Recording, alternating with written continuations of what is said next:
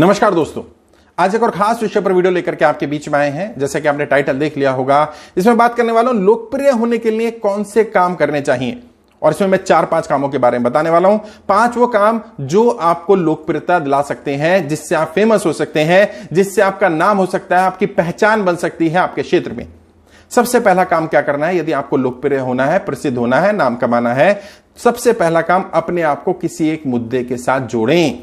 क्योंकि अब वो जमाना नहीं रहा कि बिना किसी मुद्दे के लोग आपको पहचानने लगे, और 10, 20, 50 मुद्दों से जोड़ने से आपकी कोई इमेज नहीं बनेगी। आपको अपनी इमेज बिल्डिंग करनी है, अपनी पहचान बनानी है, प्रसिद्धि हासिल करनी है, तो सबसे पहले अपने आप को किसी एक मुद्दे के साथ एसोसिएट कर लें। वो मुद्दा कोई क्षेत्र का मुद्दा हो सकता है, कोई राज्य स्तर का मुद्दा हो सकता है, कोई राष्ट्रीय स्तर का, कोई अंतर्राष्ट्रीय स्तर का मुद्दा हो सकता है। मुद्दे का स्तर क्या होगा वो आप तय करिए, लेकिन कोई एक मुद्दे के साथ अपने आप को एसोसिएट करिए। क्योंकि जब आप किसी मुद्दे से जुड़े होते हैं तो उस मुद्दे से जुड़े हुए जितने भी लोग होते हैं, या जिनके भी इमोशंस उस मुद्दे से जुड़े होते हैं, या जो उस मुद्दे पर काम कर रहे होते हैं या करना चाह रहे होते हैं, वो ऑटोमेटिकली आपके साथ एसोसिएट होने लगते हैं। उनके बीच में आपकी पहचान बनने लगती है। कई बार ऐसा भी होता है, जो लोग ऑलरेडी उस मुद्दे पर काम कर रहे होते हैं या उस मुद्दे से जुड़े होते हैं, वो आपको अपोज भी करने लगते हैं, लेकिन उससे कोई फर्क नहीं पड़ता है। क्योंकि जब आपका कोई अपोज कर रहा होगा तो उसी समय में कोई आपको सपोर्ट भी कर रहा होगा। और जब वो किसी को अपोज करेगा, आपको अपोज करके किसी को बताएगा, तो हो सकता है किसी ऐसे को बताए जो आपको ना जानता हो, और जब वो आपको जानेगा और आप अच्छे इंसान होंगे तो लोग आपसे जुड़ जाएंगे। तो इसलिए नकारात्मकता कोई फैलाए, कोई आपका नकारात्मक प्रचार करे, आपके बारे में दुष्प्रचार करे, दुर्भावना रखे, उसके लिए कोई सोचने की जरूरत नहीं है। आपने प्रसिद्धि हासिल करनी है। और कई बार तो कहावत भी है, बदनाम होंगे तो क्या नाम ना होगा। तो शुरुआत में जब आपको ज्यादा लोग नहीं जानते हैं, जब आपकी फैन फॉलोइंग 10-20 लाख की नहीं है, तब तक तो आप जाने दीजिए, नाम जाना चाहिए, लोग जाने आपको। और मैं तो अपना व्यक्तिगत एग्जाम्पल बता सकता हूं कि मैं, जब मेरा विरोध नहीं होता था तो मुझे प्रसिद्धि नहीं मिली थी। जब मेरा विरोध करना शुरू किया लोगों ने तो मुझे प्रसिद्धि मिलने लगी, क्योंकि लोगों को डरने लगने लगा। जिनकी सत्ता जाने वाली थी, उनके चाटुकारों ने, उनके चमचों ने, उनके भक्तों ने मेरे खिलाफ उल्टा सीधा बोलना शुरू कर दिया। ये व्यक्ति तो इस पार्टी को नुकसान करेगा, ये तो उसको नुकसान करेगा। जबकि मैं कभी किसी के साथ भेदभाव नहीं करता, पार्टी के आधार पर, विचारधारा के आधार पर, जाति धर्म के आधार पर। लेकिन कई लोग जो चाहते ही नहीं कि एकता हो, जो चाहते ही नहीं कि देश में बॉन्डिंग बने, जो चाहते ही नहीं कि जाति धर्म के भेदभाव मिटे, तो डेफिनेटली उनका तो मैं दुश्मन बन ही गया। तो उन्होंने मेरे बारे में नेगेटिव प्रचार करना शुरू किया, और जितना उन्होंने मेरा प्रचार किया उतना मेरे सपोर्टर्स ने नहीं किया। और मुझे लगभग 40-50 हजार लोग फॉलो करते थे यूट्यूब पर, और आज लगभग 1.25 लाख से ज्यादा, 1,30,35 हजार से ज्यादा लोग मुझे फॉलो करते हैं, सिर्फ उनकी वजह से। तो आपने क्या करना है, मुद्दे के साथ जोड़ लेना है और उस मुद्दे पर टिके रहना है, बस। जी हां, मुद्दे से जुड़ना और मुद्दे से टिके रहना भी जरूरी है। ऐसा नहीं होगा कि आपने कोई मुद्दा चुना और थोड़े दिन बाद आपको लगा यार ये मुद्दा तो ठीक नहीं है, या ये काम ठीक नहीं है, या मुझे ये नहीं करना चाहिए, तो फिर आपने दूसरा मुद्दा उठा लिया। थोड़े दिन फिर उस मुद्दे पर काम किया, फिर लगा यार ये भी ठीक नहीं है, इसमें ये कमी है, इसमें ये कमी है, फिर छोड़ दिया, फिर कुछ और पकड़ लिया। तो होगा क्या, आहिस्ता आहिस्ता आपकी जैसे एक मुद्दे के साथ इमेज बन रही थी, आपने फिर उसको खत्म किया, फिर दोबारा रीबिल्ड करना शुरू किया, फिर बनी, फिर रीबिल्ड करना शुरू करा। तो बार बार घर बनाना, बार बार तोड़ना, बार बार बनाना, बार बार तोड़ना, नुकसान हो जाएगा, समय भी लगेगा, संसाधनों की बर्बादी होगी, और पहुंचेंगे कहीं भी नहीं। तो बेहतर क्या होगा, एक मुद्दा चुने और उस मुद्दे से अपने आप को एसोसिएट करें। हाँ, लेकिन मुद्दा चुनते समय बहुत सावधानियां बरतनी है, क्योंकि जैसे मैंने कहा कि जब आपका मुद्दा आपकी पहचान बन जाएगा तो शुरू में तो मुद्दे से लोग आपको पहचानेंगे, बाद में आपसे मुद्दे की पहचान होने लगेगी।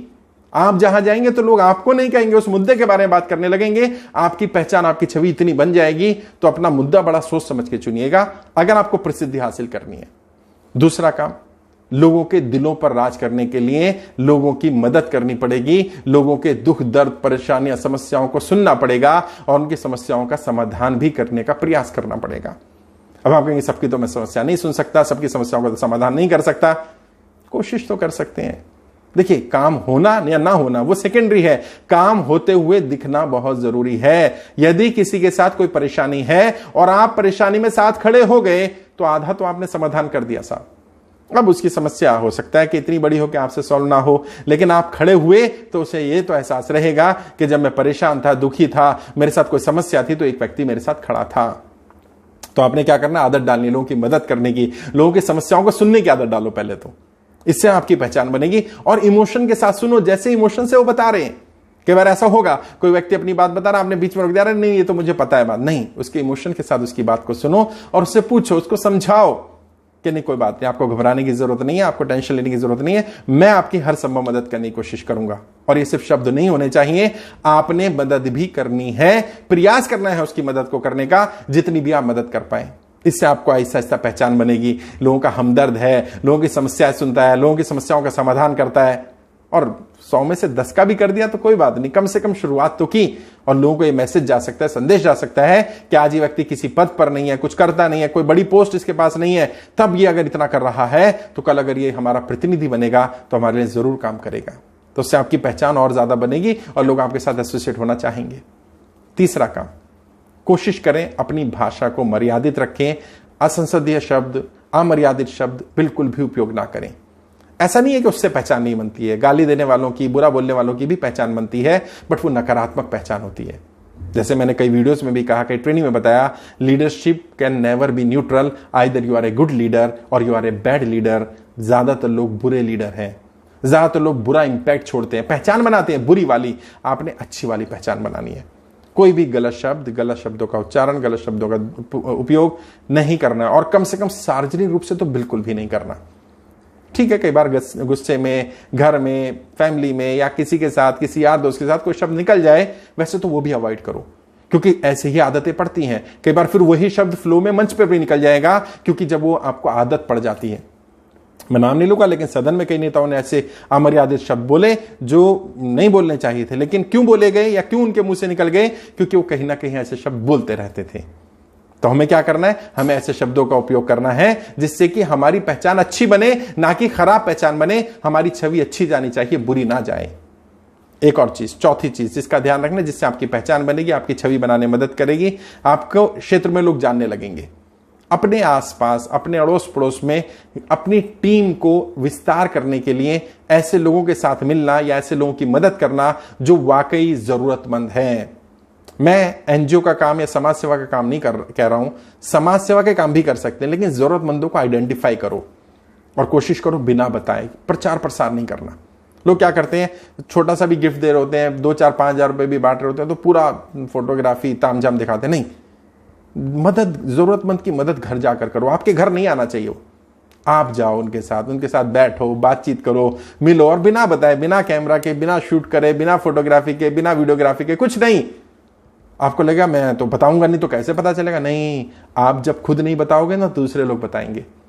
और असली इमेज, असली आपका नाम तब बनता है जब लोग आपकी प्रशंसा करते हैं, ना कि आप खुद अपनी प्रशंसा करते हैं।